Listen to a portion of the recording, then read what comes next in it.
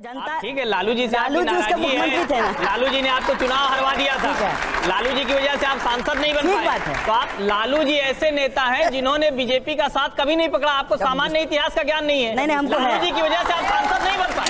झूठा फूफा बन रहे हैं आप। सर शादी में थोड़ी आए कि जा रहे हैं रूठ के, चले जाइए क्या बात कर रहे हैं, चले जाइए भाई। आप मेरे कैसे सर कन्हैया जी पर्सनल मत करिए, पर्सनल जाने दीजिए, क्या फर्क पड़ता है? एक मिनट राहुल जी सवाल पूछिए। सवाल कीजिए। आप हिंदू मुसलमान की बात कर रहे हैं, आप ही के पार्टी के नेता विदेश में जाकर बताते हैं कि भारत में मुसलमान असुरक्षित महसूस करते हैं। कौन राजनीति कर रहा है हिंदू मुसलमान? देखिए, जवाब सवाल का देने की बजाय कन्हैया जी सिर्फ और सिर्फ जलेबी घुमाना पूरे कार्यक्रम में यही किया। और मैं पत्रकारों के लिए TV9 ने मुझे इसलिए बुलाया, कन्हैया कुमार से पूछ के नहीं बुलाएगा। कन्हैया कुमार जिनकी पहचान कम्युनिस्ट नेता के तौर पर रही है, जो अब उन्होंने कांग्रेस ज्वाइन कर लिया है, यह डिबेट कुछ पत्रकारों के साथ है जिसमें हर्षवर्धन त्रिपाठी ने उनकी बकिया ही उधेड़ कर रख दी। आइए सुनते हैं। किस देश में कौन ऐसी पार्टी है जो बीजेपी के साथ अलायंस नहीं की है? आरजेडी का अलायंस बीजेपी से नहीं हुआ है? हुआ है ना?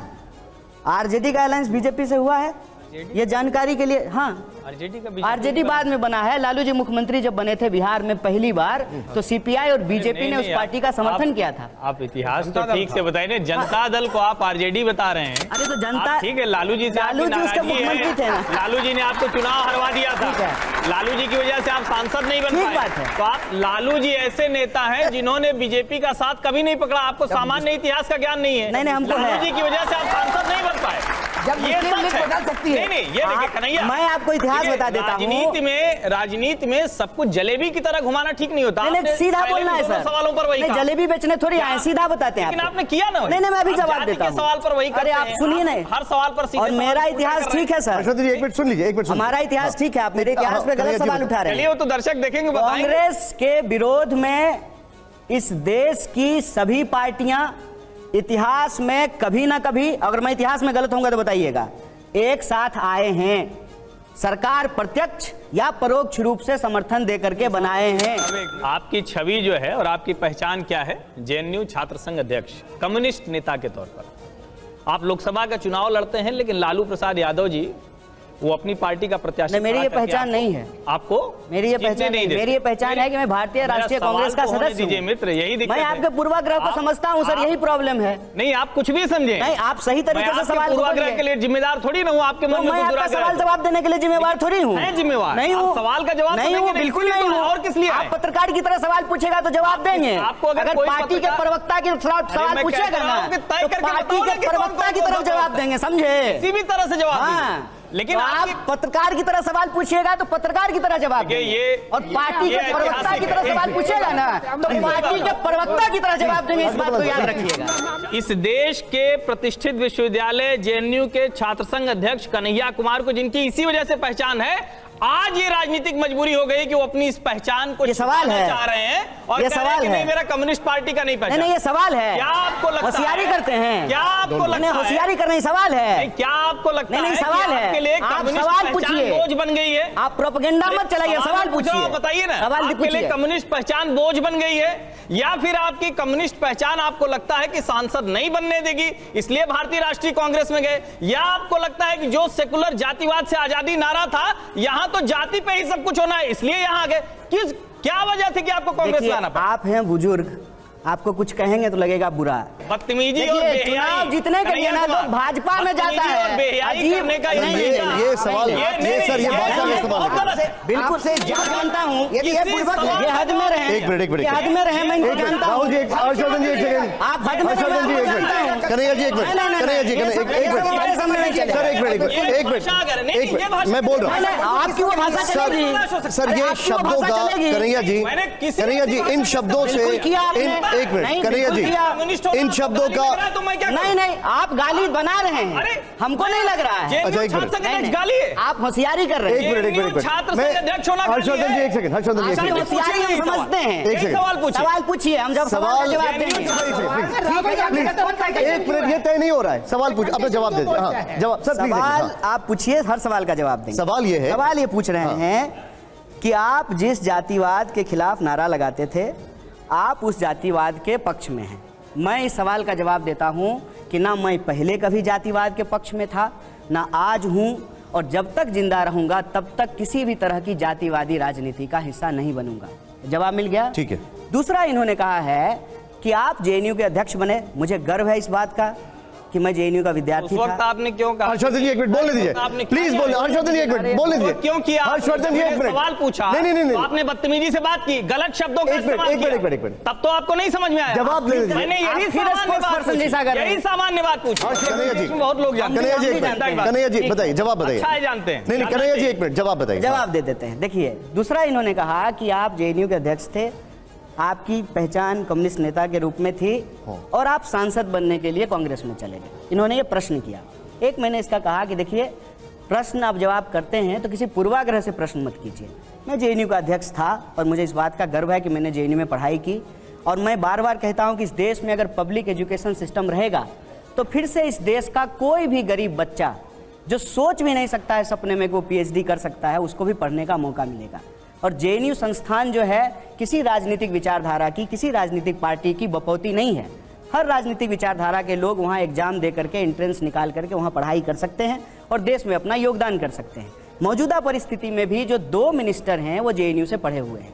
वो हमारे वैचारिक विरोधी हैं, लेकिन वो भी जेएनयू से पढ़े हैं। जहाँ तक कम्युनिस्ट पहचान छोड़ करके आप कांग्रेस में सांसद बनने के लिए चले गए हैं, इस सवाल का जवाब में मैंने उनको कहा कि आप पूर्वाग्रह से जो है, आग्रह से जो है सवाल पूछ रहे हैं। क्यों?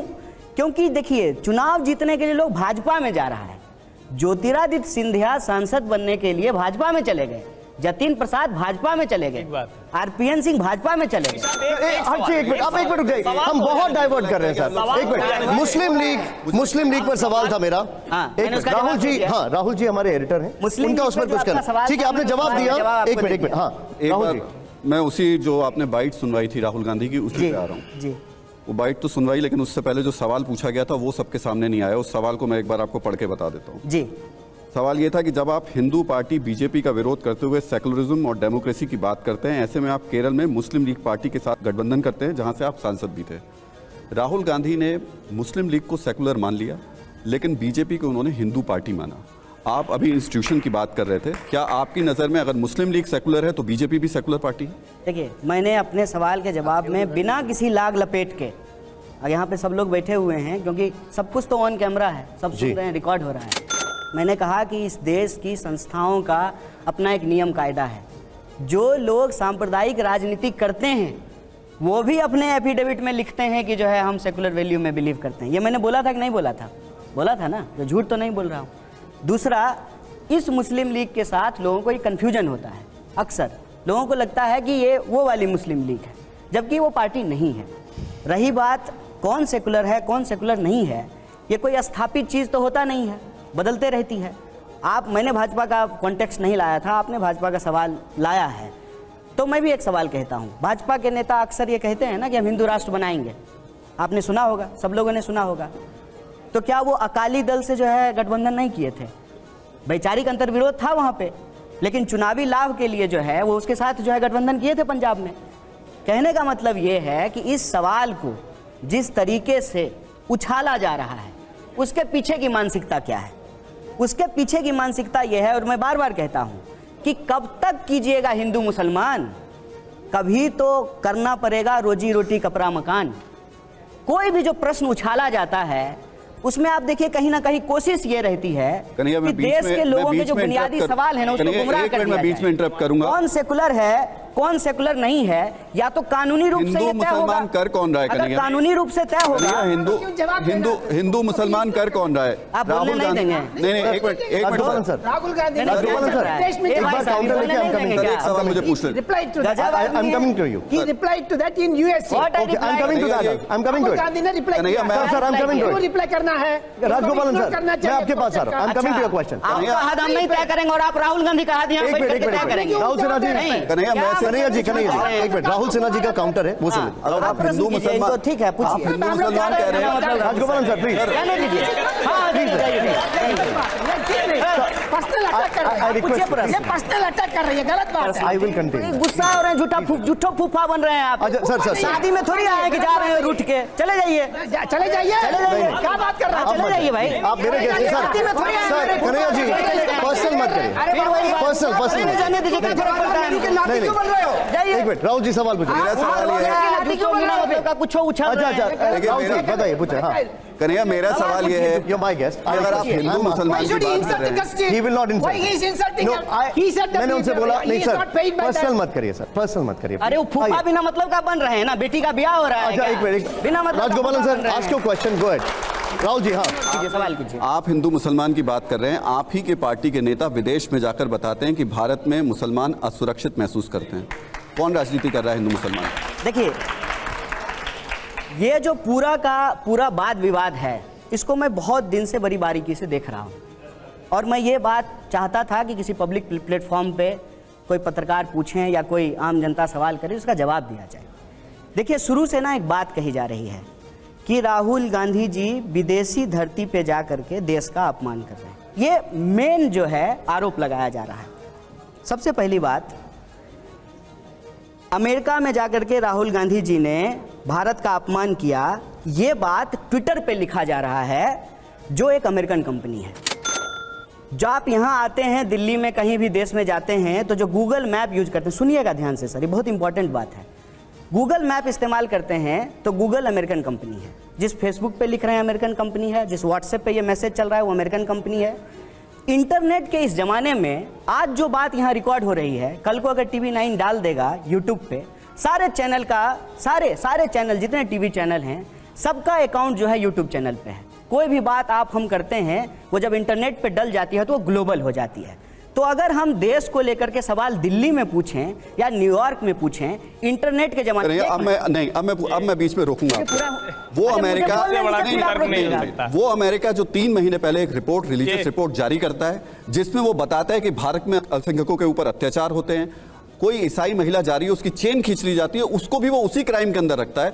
उस अमेरिका में बैठकर अगर कोई नेता भारत का कहे कि भारत में मुस्लिमों पर असुरक्षित हैं, तो ये गंभीर मामला। अरे मैं क्या कह रहा हूँ सुन लीजिए, ये ना इस देश का जो नेक्स्ट जनरेशन है ना, उसकी समझ के लिए, उसकी जानकारी के लिए ये बहुत जरूरी है। इसको राजनीति के लिए 1 मिनट से हटा दीजिए, इसको राहुल गांधी वर्सेज माननीय प्रधानमंत्री मोदी जी करना बंद कर दीजिए।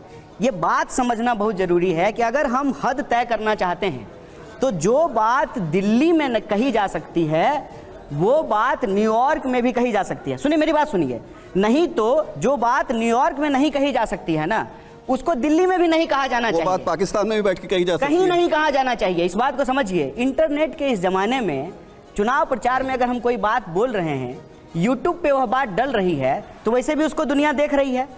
तय ये करना चाहिए कि क्या बात करना चाहिए, क्या बात नहीं करना चाहिए। इसमें जो 2 बात कही जा रही है ना, वो तर्कहीन है। एक, देसी धरती विदेशी धरती की बात, क्योंकि इंटरनेट के इस जमाने में ना ये देसी धरती विदेशी धरती आप नहीं कर सकते हैं। अगर मैं बिहार में भाषण दे रहा हूं और वो भाषण रिकॉर्ड होकर के यूट्यूब पे डल, फिर एक बात बताइए, विदेशी धरती पे जाने की जरूरत क्या है? फिर अगर यही बात है तो फिर विदेशी धरती पर जाने की जरूरत क्या है? तो देसी धरती पे नहीं जा रहे हैं? नहीं, मैं पूछ रहा हूं, दिल्ली यूनिवर्सिटी नहीं गए हैं? मुखर्जी नगर में जो है यूपीएससी के एस्पिरेंट से मिलने नहीं गए हैं? क्या जो है ट्रक ड्राइवर के साथ जो है चंडीगढ़ नहीं गए? एक सेकंड सर, ठीक है, प्रश्न क्या है ये पूछिए। आपका ये तर्क है कि आज मारे हैं उसको इंटरनेट पे। मैं प्रश्न का जवाब दे रहा हूं। प्रश्न सीधा है, वो देश जो आपके खिलाफ प्रोपोगंडा करता है, उस देश की जमीन पर जाके आप उस प्रोपोगंडा को एस्टैब्लिश कर देते हैं। आप कहते हैं कि ये रिपोर्ट बिल्कुल सही है, देखिए बिल्कुल हमारे अल्पसंख्यकों के ऊपर अत्याचार हो रहे हैं, आप ये जस्टिफाई कर देते हैं। ये हो रहे हैं कि नहीं हो रहे हैं? आपको लग रहा है? नहीं, आप बताइए ना, आप पत्रकार हैं ना। हाँ नहीं, मुझे तो नहीं लग रहा है कि मुझे जाकर के विदेश में बताना पड़ेगा कि मेरे देश में क्या हो रहा है कि नहीं हो रहा है, बताइए ना। वो मुझे बताने के लिए मुझे देश में बता दूंगा। बोलेंगे ही नहीं। एज अ जर्नलिस्ट में जमीन पर जब जाता हूं तो मैं बता देता हूं कि इस देश में क्या स्थिति है, क्या घटना हो रही है। हो रहा है जाने के लिए मुझे पाकिस्तान और अमेरिका नहीं जाना पड़ेगा। आप देखिए, आप सब बात बोल रहे हैं, नहीं बोल रहे हैं। पाकिस्तान अमेरिका नहीं जाना पड़ेगा। ये बड़ी विचित्र बात आप कह रहे हैं। आप मतलब आपके परिवार के लोग सेना में है, तो आप सेना को कहेंगे कि वो बलात्कार करते हैं, वो रेप करते हैं। देखिए फिर ये गलत बात है। ये आपका डिफेंड करने का ये बहुत ही वाहियात तरीका, ये तरीका नहीं हो सकता। इनको मिर्ची लगता है, तरीका नहीं हो सकता। इनको मिर्ची लगता है। नहीं सर सर सेना के ऊपर कहेंगे कि हमारे घर के पत्रकार हैं, गलत तरीका है। पत्रकार हैं, एक मिनट देखिए पत्रकार हैं, एक मिनट आज के पत्रकार हैं, आज के पत्रकार हैं, होशियार बनते हैं, आपको चिनते हैं, कांग्रेस में आपको गंध आता है आपका, समझे? सर एक मिनट, हमको मॉस्किटो कॉइल है, हम आपका, अब एक मिनट, आपका गंध आता है, एक मिनट, हम आपका, सुनिए ना, आपका गंध लगता है हमको, हम आपको पहचानते हैं, जवाब नहीं दे, रग रग से पहचानते हैं हम आपको, कन्हैया जी रग रग से कन्हैया जी होशियारी, आपने होशियारी, नेता के तौर पर आप कोई जवाब नहीं, सिर्फ बदतमीजी कर रहे हैं, आप भी पत्रकार नहीं है, लेकिन कोई आप भी पत्रकार नहीं है, भ्रम में मत रखिए देश को। हर्षवर्धन जी आप भी पत्रकार नहीं है। अब मैं सेना को बलात्कारी कहना है, अगर हमने कहा है और हमने गलत किया है तो मैं जेल में क्यों नहीं हूँ? ये सब मैंने वही कहा ना, जवाब सवाल का देने की बजाय सिर्फ और सिर्फ जलेबी घुमाना पूरे कार्यक्रम में यही किया। और मैं पत्रकार टीवी 9 ने मुझे इसलिए बुलाया, कन्हैया कुमार से पूछ के नहीं बुलाएगा। हम भी आपके पूछ के जवाब नहीं देंगे, ये किसी की हैसियत नहीं कि मैं पत्रकार हूँ कि नहीं मुझे तय करें। हम भी आप नहीं तय करेंगे, हम कौन? एक मिनट, कन्हैया सवाल का जवाब तो देना पड़ेगा। मैं प्रधानमंत्री नहीं हूँ, मेरी कोई इच्छा नहीं, मैं जो कर रहा हूँ उसमें प्रसन्न हूँ। मैं भी खुश हूँ। ना राहुल जाएंगे ना खड़गे। मोदी के खिलाफ विपक्षी एकता के लिए निकले नीतीश कुमार को कांग्रेस ने दिया झटका। बिहार के मुख्यमंत्री नीतीश कुमार इन दोनों प्रधानमंत्री नरेंद्र मोदी के खिलाफ विपक्षी एकता के लिए निकले हैं। इसके लिए उन्होंने हाल के दिनों में कांग्रेस पार्टी के पूर्व राष्ट्रीय अध्यक्ष राहुल गांधी और वर्तमान अध्यक्ष मल्लिकार्जुन खड़गे, दिल्ली के मुख्यमंत्री अरविंद केजरीवाल, पश्चिम बंगाल के मुख्यमंत्री ममता बनर्जी सहित विपक्ष के तमाम नेताओं से मुलाकात की थी और एक सीट पर एक उम्मीदवार की बात की थी। तमाम नेताओं से मुलाकात के बाद 12 जून को पटना में विपक्ष की एक बैठक बुलाई गई थी, जिसमें कांग्रेस के दोनों गद्दावर नेता के शामिल होने की चर्चा थी। हालांकि कांग्रेस पार्टी ने आधिकारिक तौर पर ऐसे किसी भी संभावना को खारिज कर दिया है। कर्नाटक में मिली जीत से उत्साहित कांग्रेस पार्टी ने साफ कहा है कि पटना में होने वाली बैठक में न तो राहुल गांधी जाएंगे और न ही वर्तमान राष्ट्रीय अध्यक्ष मल्लिकार्जुन खड़गे। नीतीश कुमार विपक्षी एकता को लेकर जितनी जल्दीबाजी में है, कांग्रेस उतनी ही इस मुद्दे पर शांत है। वो फिलहाल ना तो सीटिंग शेयर पर बात करने के मूड में है और ना ही प्रधानमंत्री पद के कैंडिडेट को लेकर किसी दूसरे नेता के नाम पर मुहर लगाना चाहती है। वहीं नीतीश कुमार भले ही कई मौके पर कह चुके हैं कि प्रधानमंत्री बनने की उनकी कोई इच्छा नहीं है, लेकिन उनकी पार्टी के तमाम नेता अक्सर उन्हें पीएम कैंडिडेट बनाने की बात करते हैं। ऐसा कहा जा रहा है कि पटना में 12 जून को होने वाली बैठक में उनके नाम का प्रस्ताव पेश किया जा सकता है। ऐसे में बड़ा सवाल उठता है कि राहुल गांधी और मल्लिकार्जुन खड़गे की गैर मौजूदगी में हो रही विपक्षी एकता की बैठक के मायने क्या रह जाएंगे। कहीं इसका हर्ष भी थर्ड फ्रंट जैसा ना हो जाए। इस डिबेट को लेकर आपकी क्या राय है, हमें जरूर बताएं। हमारे साथ जुड़े रहने के लिए चैनल को लाइक एंड सब्सक्राइब करना ना भूलें।